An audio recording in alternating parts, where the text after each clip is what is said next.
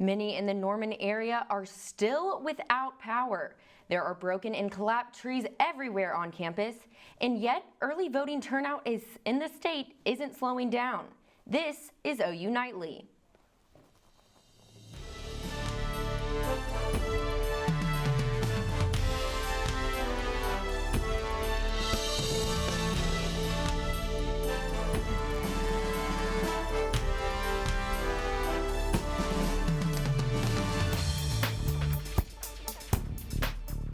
Hello, and thank you for watching OU Nightly.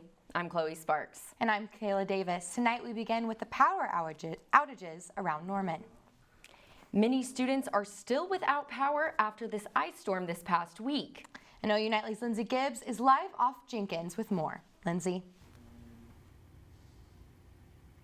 Chloe, Kayla, I'm on Sim Street. The entire street is located just off campus, but they're out without electricity. They're going on 4 days with residents not having power. Outages like this can be seen all across Norman. OG&E calling this the biggest crisis they've seen. We just tried to stay warm because it was really cold and the front of our house has a lot of windows. Peyton and his roommates had a rude awakening when they realized the ice storm caused their power to go out. I actually woke up and realized that my phone was dead because it didn't charge that night. Apparently the power went out pretty early that night, so. The ice storm leaving hundreds of residents across Norman without electricity. The cleanup from the storm continues. OG&E says it's working on full restoration. 4 days later, there's still no power. Yeah, pretty much. People's couches that let us sleep there, let us keep food. One of my roommates has diabetes, and so we have to keep his insulin refrigerated, so thankfully we were able to get that in a buddy's fridge. OU classes resumed Wednesday morning, telling students to go to campus if they need to connect to Wi-Fi.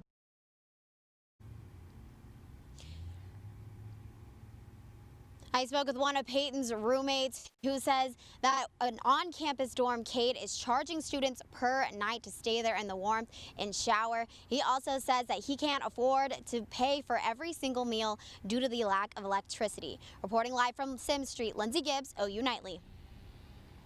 And in the wake of that ice storm that hit Norman, the university is still working to recover. Fallen branches continue to block streets and pose potential danger to students. The OU Department of Landscaping put all hands on deck to work on clearing the branches from the streets and sidewalks. Meanwhile, the city of Norman hired an on-call debris removal contractor to help with the removal of branches. But for residents of Lahoma Avenue, the damage isn't too bad. We kind of come to expect some trees that have been severely damaged just don't make it over time, so a lot of us are pretty good at dragging branches down. The City of Norman debris removal service will begin on November 9th. The City of Norman is offering to remove storm-related debris on Monday, November 9th. Only large vegetative debris from the October 26th storm will be accepted. The debris should be cut into pieces 8 to 12 feet in length and stacked in piles. All smaller and non-vegetative debris should be thrown away through normal yard waste and trash services. All private and public residential properties are eligible for this debris removal. It has been a crazy week, and like I said, a lot of our peers' power is still out, but at least it's starting to warm up. Yeah, Chloe, let's hear from Jack Maney to see what we can expect for the weekend. Jack, what's it looking like out there? That's right, guys. As crazy of a week as we've had this week, it really feels good to get back to something a little bit closer to normal. Right now, we're looking at 60s across the state. You can actually see in that little line there by Woodward, that's just a little bit of snowpack hanging on from that winter storm, but that will be gone within the next few hours, and then we are completely snow and ice free looking forward for the rest of the week. We're going to be returning to seasonal weather patterns going forward into next week and staying dry, and I'll have more information on your trick-or-treat forecast for Halloween this weekend coming up. COVID concerns continue to take center stage in Oklahoma. The Oklahoma State Department of Health has reported 1,302 new cases today, bringing the state to just over 15,000 active cases. There were also 20 new deaths today, making total deaths in the state 1,326. The Norman COVID-19 dashboard reports 41 new cases today, bringing the city to an estimated 454 active cases. There has also been a total of 59 deaths in Norman. And Oklahoma is not alone in its rising COVID numbers. 43 states are also seeing upward trends. Daily confirmed cases are the highest they have ever been nationwide. Experts are especially concerned about the next couple of months, with COVID cases rising and the flu season starting. They also say the conflicting beliefs about the near end of COVID is giving people false hope. This is the hardest point in this pandemic right now, the next 2 months. We can't give up our guard right now. Public health officials say everyone should get a flu shot this year and continue to observe guidelines regarding COVID. Do not gather with large groups, always wear a mask in public, and wash your hands often. Walmart is returning firearms and ammunition to its sales floors today, just one day after saying it would remove them. Several of the retailer's stores were damaged during civil unrest this week. The company says it removed the guns to protect customers and staff. Now, Walmart says the unrest is geographically isolated, so it's putting back the firearms and ammo. The upcoming presidential election on November 3rd is being discussed as the most important in modern history. Universities are simplifying the voting process for students this fall. OU Nightly's Reese Cole shows how the University of Oklahoma is prioritizing Election Day. The University of Oklahoma is switching things up for the election this fall. We needed a day, kind of last minute, to replace what OU Texas would have been. And we pretty much said at the same time, oh, Election Day. The traditional day for fall break is the Friday before OU Texas weekend. This year, it is moving to the first Tuesday of November, Election Day. With the change in policy and we'll have off school this year for the election, if I lived probably within 3 hours, I would just go home Monday evening and spend Tuesday at home voting with my family. Anyone who lives in Cleveland County can go vote nearby, but students who don't live in Cleveland County will have to go home to vote. And students who live in states like Illinois, California, or even Texas can't get home to vote in one day. They're going to need to use absentee ballots. But what is the university doing to accommodate for out-of-state student voters? We're really pushing, and SGA is kind of educating all kinds of students from all over the country. We're educating them on the deadlines for requesting your absentee ballot, where you can get an absentee ballot, how long you have until you need to submit an absentee ballot. You can find most absentee ballot applications online. Some you must print and send to your local election office, while others you can just scan and email the form. One out-of-state student says it is crucial for her to make the effort. As far as the people in power are concerned, students talk the talk but don't walk the walk. You should have an interest in what happens in this country, because the consequences of not voting are going to be very drastic, and they're going to be consequences for us, not for the people who are in office right now. That is at least one OU student pleased about the switch in fall holiday dates during this presidential election year. Reese Cole, OU Nightly. If you are registered out of the area and cannot make it home on Election Day, absentee ballot deadlines vary from state to state, so be sure you know your deadline. And the polls were busy this morning in Oklahoma as we're only 3 days away from the election. When we return, we'll have a closer look at those polls and the records that are already broken. Plus, Oklahoma isn't the only state breaking early voting records. Stick around because our election coverage continues when we return.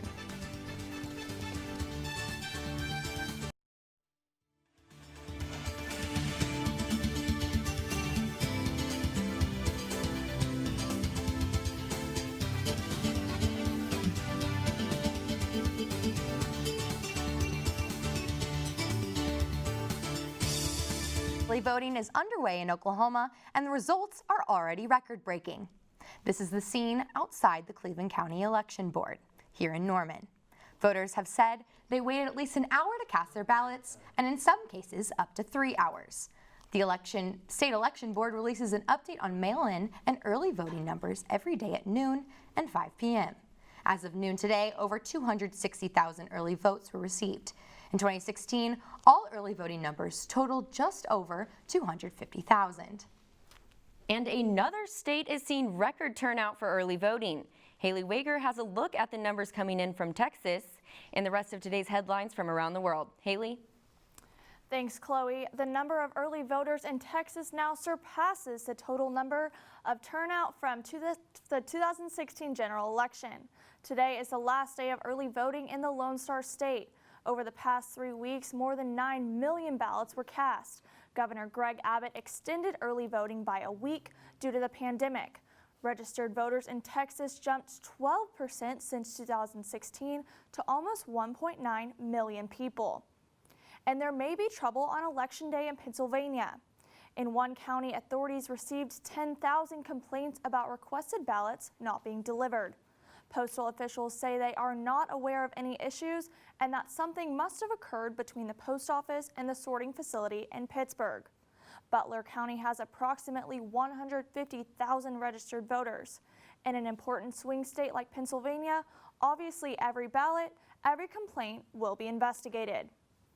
An earthquake that hit off the coast of Greece and Turkey has killed at least 14 people and injured another 500. Early reports claim dozens of buildings were destroyed in the Turkish city of Izmir. The earthquake crushed cars, displaced people from their homes, and spread damage to the Greek islands of Samos. The president of Turkey and prime minister of Greece are showing solidarity through Twitter postings. Both leaders offered condolences to one another. An Illinois judge this afternoon ordered a teenager to be extradited to Wisconsin, where he faces homicide charges. 17-year-old Kyle Rittenhouse is accused of shooting and killing 2 demonstrators at an August Black Lives Matter protest. And Chloe and Kayla, Taiwan has successfully gone 200 days without a single new COVID case. Back to you guys. Thank you, Haley. And just in time for Halloween, there is a creepy crawler in Shanghai, and this one has more than 8 legs. And Jack has a quick look at weather. Jack? That's right. We're going to be going a little bit more seasonal coming up, and I'll have your trick-or-treat forecast coming up after the break.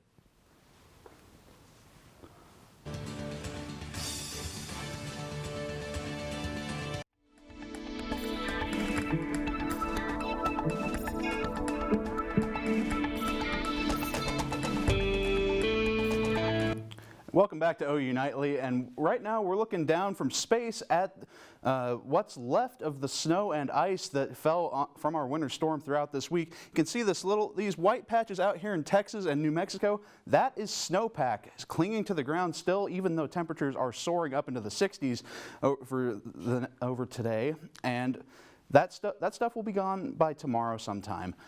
Right now across the state, we've got 60s across the state, up almost cracking 70 out to the northwest in Woodward. That's our warm spot for today. Right now, our peak colors, we're still expecting our peak to come in like in the first week of November or so. Of course, our ice storm that damaged our trees might have a bit of an impact on that foliage, so it might not be as good of a year as we would have expected otherwise. Lows tonight, we're going to get down into the 40s here in Norman, 30s possibly scattered in some of the cool sheltered valleys out there in the state. And for our Halloween, we're expecting a cold front to come across the state. That's going to roll in out of the northwest and will arrive just in time for trick-or-treating.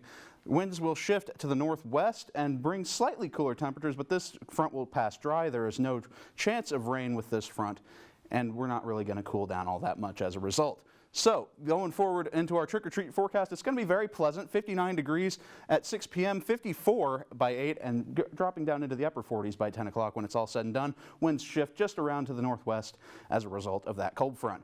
Our 2-day forecast for the weekend, 65 and 58 on Sunday. It's going to be a really good weekend to get outside and do things. And looking forward into next week, we've got 60s and possibly climbing all the way up to the 70s by late next week. And Kayla, an 85-year-old school building is crawling through the streets of Shanghai. Yes, this is the first time that Shanghai used the walking method for relocation.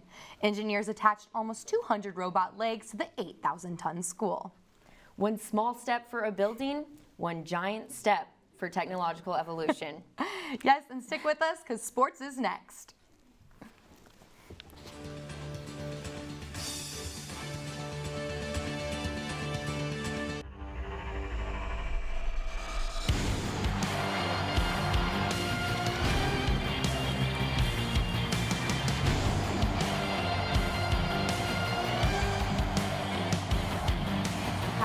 Hollow Eve, and welcome to the best part of the day. Big Friday Sports. I'm Sofia Olivas. And I'm Dylan Rivera. As the Sooners look to win out the rest of conference play, they're taking it one game at a time. The boys hope to take the momentum of last week's win into Lubbock as they take on the 2-3 Red Raiders. And of course, a Halloween game means both teams are going to be dressed as football players. But no, seriously, they'll also bring their A game. It's going to be really exciting, you know what I'm saying? Because, those guys, those guys really, they're going to amp it up this week. I see no doubt in them. It's going to be a really big game for them, just like it's a big game for us. And, we just can't go out there and make mistakes. Being in Texas Tech, it's always loud, and especially it being Halloween. Man. For a deeper look into tomorrow's game, we have the Game Day U team on deck. We'll toss it over to them to get their OU Tech preview.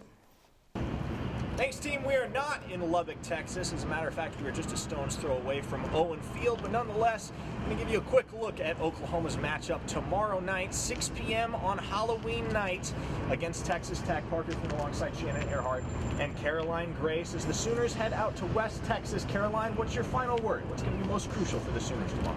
Okay, so this is the third part to the trilogy that I've been doing over the past couple weeks here on our Game Day show. But the first week, it was initiate, find your job. The second week, it was execute, do your job. So for today, for the Sooners tomorrow, they need to finish. I think that they need to show up all 60 minutes of the game like they did against TCU, and they need to just capitalize on their talent and their ability. I think that if they can really crack down, play all of the game successfully, and never letting their foot off the gas, then that's what's going to give them the win in Lubbock. My final word, you guys, is streaking, and not the type of streaking you think I'm saying. What the Sooners need to do is string some games together. They are on a 2-game win streak and need to get that third to keep on going. They've had a 2-game loss streak as well, so this is going to be the 50-50 make it or break it time. Streaking, Shannon? It's Halloween. We're dressing up, not dressing down. Whoa! All right, final score prediction. Caroline, how about it? I'm going OU 42-30. Now, the reason that I say such a high score for Texas Tech is because their air raid is incredible. They've got some big guys on that receiving unit that I'm not so sure that our defenders can keep up with. However, late in the game, I think that connection between Spencer Rattler and Theo Weaves, Marvin Mims, Austin Stogger is really going to step out, and they're going to be able to outscore the Raiders 42-30. OU takes the dub this weekend, 38-27. They're going to come out strong and hot with guns a-blazing. I can see OU getting underway really fast and early in that game. Maybe Tech decides to slip in a little bit, maybe let a touchdown or two slide by, but ultimately OU will take the win, 38-27. Well, things could get dicey in Lubbock tomorrow evening. When the tortillas start flying, just about anything can happen. So we'll see if the Sooners can pull it out for their third consecutive win in Big 12 play. That's going to do it for us here from atop the Asp Avenue parking garage. Back to our Big Friday sports team. Now taking a look around the Big 12, if you're up and want to catch some action, you can see K-State taking on West Virginia at 11 a.m. on ESPN2. Or if Iowa State suits your fancy, you can catch them at Kansas on FS1, also at 11. For your mid to late afternoon games, you can tune into TCU at Baylor on ESPN2 at 2:30, or you can catch OU's biggest rivals square off as Texas heads up to Stillwater to meet OSU at 3 o'clock on Fox. And when we come back, we'll preview some big-time NFL matchups and break down our NFL games to watch. And one top-ranked team will be without their quarterback this weekend. Stay with us.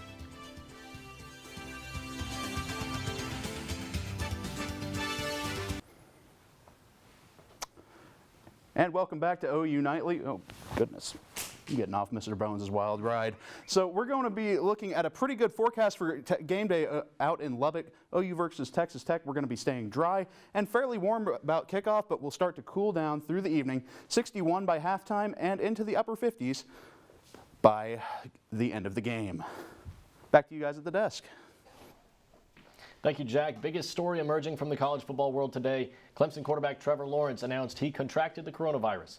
Clemson hosts Boston College tomorrow, but it'll be the first game without their starting QB in 3 seasons. While they may hold strong against the Eagles, the bigger problem for the Tigers is not knowing whether Lawrence will be able to lead the team against the number 4 Notre Dame next weekend.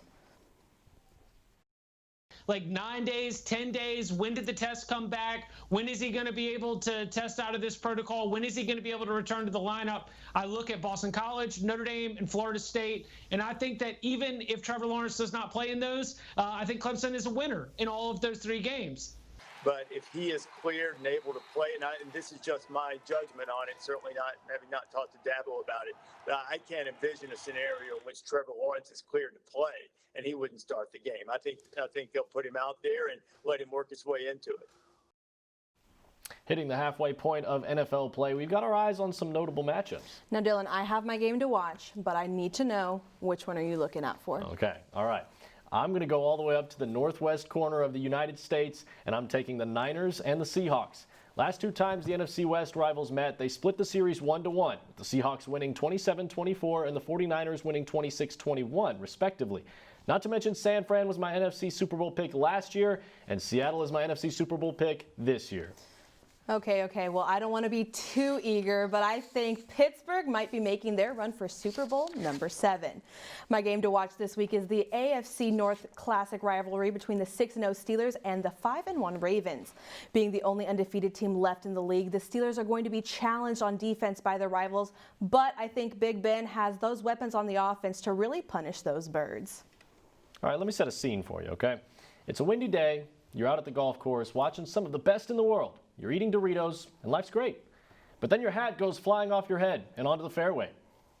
You know, the worst part is you know that guy has some Dorito cheese on that white hat. You know, I gotta say, if somebody ran onto the fairway chasing after their hat with Doritos in hand in the middle of my backswing, I'd be pretty upset. I know I'd be there, wouldn't be playing, but I would be watching and thinking, I wonder what flavor those Doritos are. And if they're Cool Ranch, no, they're not for Well, we me. don't have Doritos, but we do have tortillas here on set today. You know, in proper OU Texas Tech fashion, I brought some tortillas to set. You got can our have tortillas? One. I do. All right. Well, make sure to watch Game Day U tomorrow night. We thank you for joining us here tonight at 4:30. We'll see you again Monday for OU Nightly at 4:30 once again. We'll catch you right back here next week, same time, same place. Bye.